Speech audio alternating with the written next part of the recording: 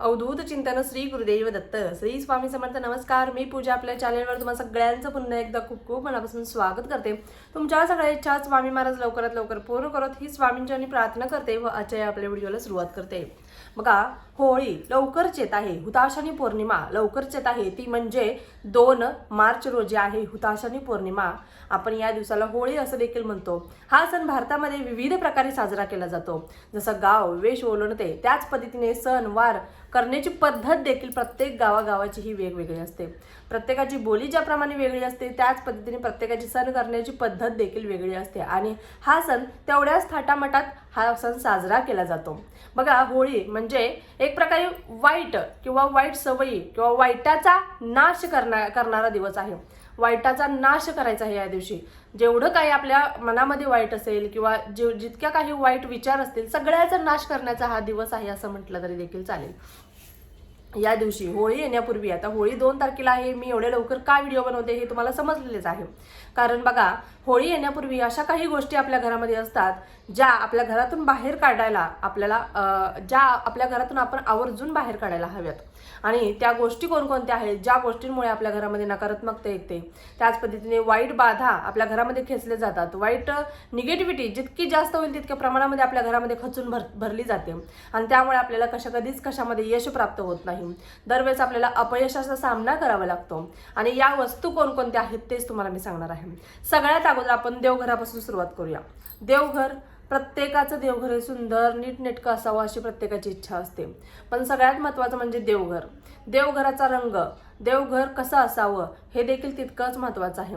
देवघराचा रंग उडलेला आहे किंवा देवघर कुठेतरी खंडित झालेलं आहे, त्याचं लाकूड तुटलेलं आहे, कुठेतरी काय तर त्याचा एखादा खांब निकळलेला आहे किंवा हललेला आहे, अशा पद्धतीचं देवघर आपल्या घरामध्ये चुकूनही ठेवायचं नाही. खंडित झालेलं देवघर अजिबात ठेवू नका. चांगलं छोटं ठेवा पण चांगलं देवघर आपल्या घरामध्ये असायला हवं. त्यामुळे बघा, अशा पद्धतीचं देवघर असेल तर तुम्ही आवर्जून चेंज करण्याचा प्रयत्न करायचा आहे.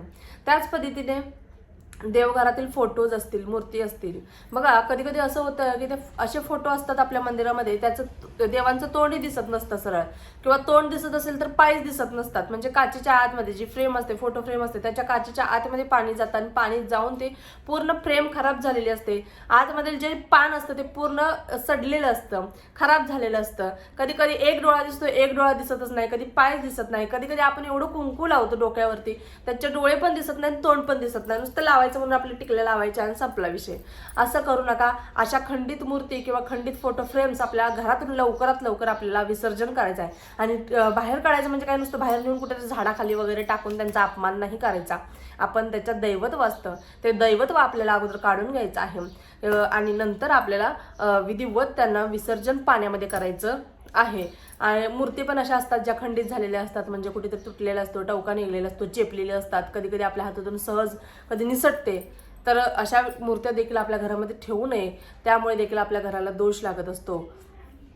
त्याच पद्धतीने देवघरामध्ये पिंडीवरती नाग ठेवतात भरपूर जण, तर नाग देखील ठेवायचा नाही. आता देवघराचंच निघलंय म्हणून तुम्हाला मी सांगते. अशा पद्धतीच्या छोट्या छोट्या चुका टाळायच्या आहेत. तुम्हाला जर असे देवघरामध्ये तुमच्या देव मूर्त्या किंवा फोटोज असतील तर काय करायचं, एक कपडा घ्या, पीस घ्या, कोणताही ब्लाऊज पीस घ्या, त्याच्यावरती सगळे ते देव ठेवायचे आहेत. धूपदीप अगरबत्ती लावायची आहे आणि दैवताचा नैवेद्य करा आणि हातामध्ये अक्षता घ्या. हा अक्षता थोड्याशा लाल पिवळ्या करा, हळदी कुंकू लावा अक्षताला आणि एकच मंत्र बोलायचा, यांतु देवगणाः सर्वे पूजामादाय प्रार्थिवीम इष्टकाम प्रसिद्धेयर्थ पुनरागमनाय च. हा मंत्र 3 वेळा बोलायचा आणि त्यांच्या प्रत्येकाच्या डोक्यावरती तुम्हाला तांदूळ टाकायचा आहे. म्हणजे आपण ज्या वेळेस हे सगळे देव आपल्या घरामध्ये आणलेले असतात त्यावेळेस आपण अभिषेक केलेला असतो, त्याच्यामध्ये दैवत्व आणलेलं असतं, ते दैवत्व आपल्याला अगोदर बाहेर काढून घ्यायचं आहे आणि नंतर हा मंत्र बोलायचा आहे. दैवत्व बाहेर निघतं, नंतर हे व्यवस्थित दैवतासकट तुम्हाला ते पोटली बांधून पाण्यामध्ये, वाहत्या पाण्यामध्ये तुम्हाला हे सगळे देव विसर्जित करायचे आहेत, खंडित झालेले. अशा पद्धतीने तुम्हाला समजलं असेल. दुसरं म्हणजे सगळ्यात महत्त्वाचं आपल्या आयुष्यातलं घड्याळ. घड्याळ हे आपल्या प्रत्येक कामाची, आपल्या आयुष्यातील प्रत्येक सेकंदाची वेळ दर्शवत असतं. बघा, एका सेकंदाने जरी लेट झालं तरी देखील आपल्याला तो तो 1 सेकंद देखील आपल्याला किती महागात पडत असतो. बघा, इंटरव्ह्यूला जायला वेळ झाला, परीक्षा केंद्रावरती जायला वेळ झाला, एका सेकंदाने जरी वेळ झाला किंवा एका मिनिटाने जरी वेळ झाला तरी आपल्याला त्याचं खूप मोठी भरपाई करावी लागत असते. ज्यावेळेस बघा घरामध्ये बंद पडलेली फुटलेली अशा पद्धतीची घड्याळ ठेवायची नाहीत. कधी कधी बघा आपण जरा 5 मिनिटं पुढे लावतो किंवा 15 मिनिटं मागे लावतो. अशा पद्धतीने देखील टाईम लावू नका. आपल्या जीवनाची वेळ, आपल्या जीवनामध्ये जे काही सुरू आहे ते आपलं घड्याळ म्हणजे आपली वेळ दर्शवत असते. त्यामुळे आपण जर मागे पुढे घड्याळ करत असेल तर आपली जी प्रगती आहे ती तिथंच थांबली जाते. यासाठी आपल्याला वेळेचं अतिशय महत्त्व आहे आणि त्यामुळे घड्याळाचा काटा देखील बरोबर असायला हवा. घड्याळ देखील राईट टायमिंग सांगणार असावं. यासाठी जर तुम्ही असं पद्धतीचं केलं असेल पुढे मागे तर तुम्ही ते व्यवस्थित करून घ्यायचं आहे. तुम्ही वेळ दर्शवत असणारा घड्याळ व्यवस्थित आपल्या घरामध्ये लावायचं आहे. कारण प्रत्येक जीवनातील प्रत्येक पावलावरची वेळ आपलं घड्याळ दर्शवत असतं आणि आपली प्रगती देखील दर्शवत असतं. आणि बंद असेल तर ते चालू करून आणा. चालू करण्याच्या कंडिशनमध्ये नसेल तर ते घराच्या बाहेर काढायचं आहे तुम्हाला. हे एक सगळ्यात महत्त्वाचं तुम्हाला एक गोष्ट पाळायची आहे. नंतर किचनमध्ये आलो. आता किचनमध्ये आल्यानंतर सगळ्यात महत्त्वाचा आणि सगळ्यात जिव्हाळ्याचा विषय प्रत्येक बाईचा, तुमच्यापासून माझ्यापर्यंतचा, तो म्हणजे भांडी. प्रत्येक बाईचा आपल्या भांड्यांवरती जीव बसलेला असतो. तर त्या भांड्यांमध्ये चीर गेलेली भांडी, फुटलेली तुटलेली भांडी, बशीला तडा गेलेला आहे, कपाला तडा गेलेला आहे, कपाचा दांडा तुटलेला आहे किंवा एखादा डब्बा चिरलेला आहे, एखादं प्लेट चिरलेली आहे, पण ती अजून चांगली आहे, अजून चालते तर मी वापरणार.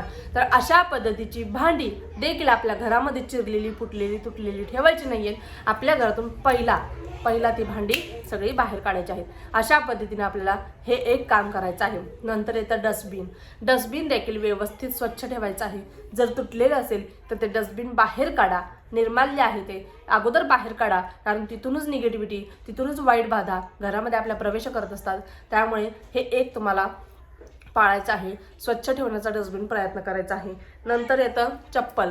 बघा, चप्पल आपण घालत असतो. आपण दुसऱ्याची चप्पल कधी वापरतो का? तर नाही. काय म्हणतो? दुसऱ्याची चप्पल बघा, आपण त्याला बाहेर चप्पला काढल्या की आपण आपली चप्पल हरवली तर म्हणतो जाऊ दे, पिढा गेली आपल्या मागून. पण आपण कोणाची चप्पल घालून येतो का? नाही घालून येत. कारण आपण असंच पद्धतीने बोलत असतो की त्यांची पिढा आपण कशाला घ्यायची, असं देखील आहे. म्हणजे चप्पल कोणी कोणाचं घालत नाही. जर आपल्या घरामध्ये चपलीचा ढीग लागलेला आहे पण त्या यूजमध्ये येत नाही तर त्या चप्पल अगोदर घराच्या बाहेर काढा.